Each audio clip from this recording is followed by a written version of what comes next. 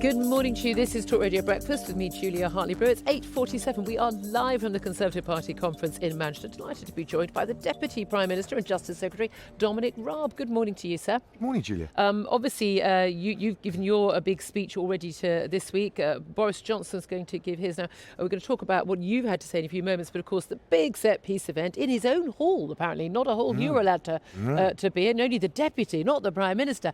But he's going to give his speech where he's going to, we understand, criticise previous Tory leaders, and Blair and Brown as well, for drift and dither, lacking the guts to tackle big problems and talk about a long overdue change of direction to a high-skill, high-wage economy, ending the North-South divide and all of that.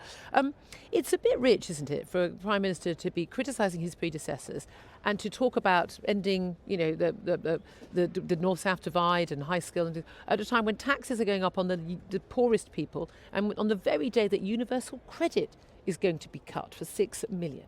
Well, look, that's not the characterisation that I would accept, but we'll hear more from the Prime Minister. Look, he's talking about this new paradigm as we come out of the pandemic. We build back better.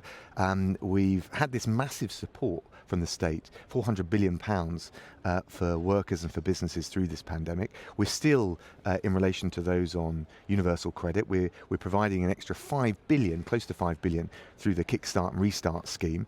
But we've also got this heavy emphasis on making sure we wean the country and the economic model off over-reliance on cheap, unskilled labour from abroad. That's why we're doing things differently and challenging some of the traditions, because we've got a new set of economic circumstances.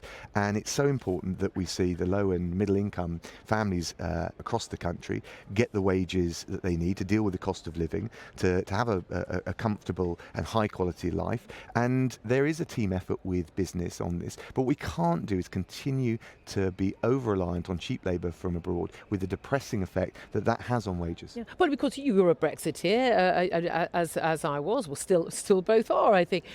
But we never. It was the plan was never that on a Wednesday in October we would suddenly move from being a low-skill, low-wage economy with large numbers of immigrants into suddenly we'd change overnight. And we've seen that in the shortage of HGV drivers, petrol tanker drivers, shortages on the shelves in the supermarket, in hospitality as well, that we can't do it overnight. So why is the Prime Minister pushing this and basically saying it's all business's fault for a failure to prepare, when, of course, this is something that would be a process that would happen over years rather than over months? Well, I don't think that's right. But certainly as the paradigm shifts, there's a restlessness from the Prime Minister to drive the change, to deliver this new economic model. Of course, there's already scope for seasonal workers where there are shortages, but we can't allow that to leave us wholesale reliant on cheap labour from abroad.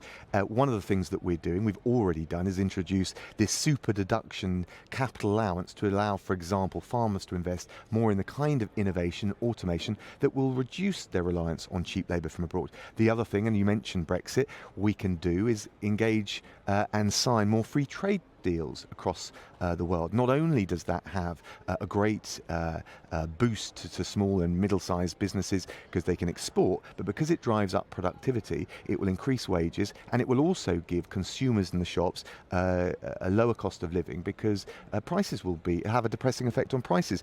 If wage costs go up, of course that's going to be passed on to the consumer. So, but what I'm saying is liberal free trade will have over time a depressing effect on prices. So what you ought to see, and what we're putting together, is the pieces of the jigsaw, the state doing what it needs to do. But it's true to say, and it's a team effort, that employers will need to adjust to this new reality as well. OK, well, let's talk about what your area of responsibility is right now as, of course, Justice Secretary. Yeah. And yesterday you were announcing that you want to reform the Human Rights Act. Now, this will be a very popular move with other Tory party faithful who were cheering on your colleague, Priti Patel, the Home Secretary, over dealing with channel migrants and the like. What do you want to make? What changes do you want to make to the Human Rights Act? Well, first of all, I'm not anti-human rights. I want to strengthen the quintessentially British rights like freedom of expression.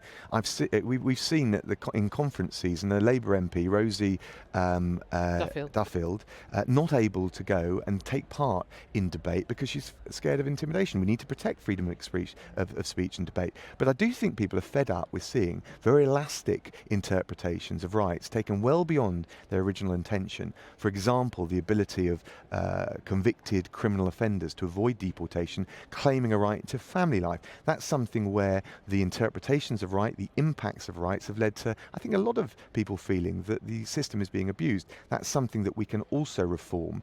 And I think if we get that balance right, we'll have a much better system, protects liberty, but doesn't allow the abuse of human rights, and gives the public and your listeners confidence that we've got a sensible, common sense approach to the whole thing. Well, a lot of people are going to be very wary of any of these changes, given how many of our fundamental human rights have been taken away from us during the pandemic. I mean, the right even to go and visit a family member, to be with a loved one as they're dying in hospital, to travel overseas, to go to school, to run a business. We've had all of our fundamental rights taken away from us. The government wants to extend those emergency powers in a vote later this month. Why should we trust this government that they're going to protect our human rights? I think if you are conscious and nervous about that, then getting the reform right is critically important. But in relation to the measures you described, of course, I'm going to disagree with you a little bit on this. These were temporary, and they still are temporary measures that are saving. Temporary? You want to extend them for 2 years? But the right to do it for another, if you want another 6 months extension. But only to save hundreds of thousands, or at least tens of thousands, up to hundreds of thousands of lives. And the kind of emergency we've seen, I think, did warrant that approach. And of course, it all went through Parliament, and Parliament is expected to scrutinise it very carefully. Okay, let's also talk about the announcements regarding an independent inquiry into the situation with Sarah Everard, and how Wayne Couzens was able to be not just a serving officer, but to remain a serving officer despite all of the warning signs. The nickname, the rapist, might perhaps have been a clue. This man was not suitable to be on the Metropolitan Police Force. Another inquiry, we had a report recently from the HMR Inspectorate of a constabulary,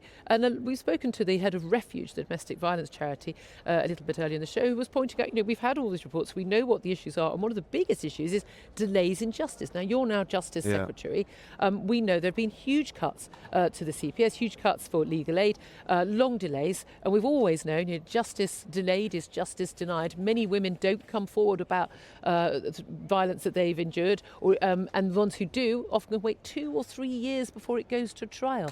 What are we going to do about that? And doesn't it just fundamentally involve a huge sum of money going back into our justice system? Well, we have increased the investment in the Ministry of Justice by 9% since 2017. Of course, just after huge cuts. Well, yes, but to deal with the mess that the Labour government left behind. But just on your point, 85% of criminal cases go through the magistrates' court. The backlog is already down by 14% on last year. The Crown Court has been the problem area, because with juries, with the rules on social distancing throughout the pandemic. There were long delays before the pandemic. But if you look at the spike, I mean, before lockdown, we had got February 2020, we'd got the Crown Court backlog down by a fifth compared to what we inherited. So, don't get me wrong, there are challenges there, but we've got a plan. We've got the super courts, Manchester, Loughborough, we've got 48 Nightingale court rooms, we're lifting the ceiling on sitting days, and I've been talking to the senior judiciary about the use of technology to try and expedite this case. We absolutely have got to get through that backlog for all the reasons you said. Do you agree with those who are calling for misogyny to be labelled a hate crime, along with, pretty much everything else these days? No, I don't think we do support that, mainly because the real challenge we've got at the moment, when you look at intimidation or harassment of women, things which are already criminal offences in this country, the problem is enforcing the laws we've already got in place. And I sometimes worry over decades and successive governments, we've the resort to legislation, new law, when the problem isn't what's on the statute book, the problem is the enforcement. Let's focus on the problem, let's deal with the problem, let's give women the confidence that we're actually enforcing the law that we already have in place. Right. Just finally want to ask you, as a Brexiteer, what's going on with French fishermen last night threatening to blockade Calais and the Channel Tunnel to stop trade. Christmas supplies are already at risk, even more so at risk if we can't get any goods in and out of the country. This is all over those fishing permits. There's even a threat also to cut off electricity to Jersey as well. Are we likely to go to war with France before Christmas? I don't think war is on the cards, and I spoke to the government of Jersey yesterday about this, and of course what the French need to adjust to is the new reality. As we've left the EU, we've got a free trade deal, it includes scope on fishing, but they can't expect to have the kind of quotas that they had previously, unlimited access, and of course we expect the licensing process that we've agreed with the EU to be respected. And frankly, I think what you're hearing from Paris, with the greatest respect to our French friends, reflects the fact that they're in an election cycle more than anything. So we're just going to ignore it. We're going to have threats from one of our closest neighbours and friends, and we're just going to ignore it? I think we'll be calm. We're going to have a Gallic shrug about it. I think, well, maybe that's the answer. I think we should be calm but resolute. Calm but resolute. That's what we're going to hear a lot of. Dominic Raab, Deputy Prime Minister and Justice Secretary, appreciate you joining us here.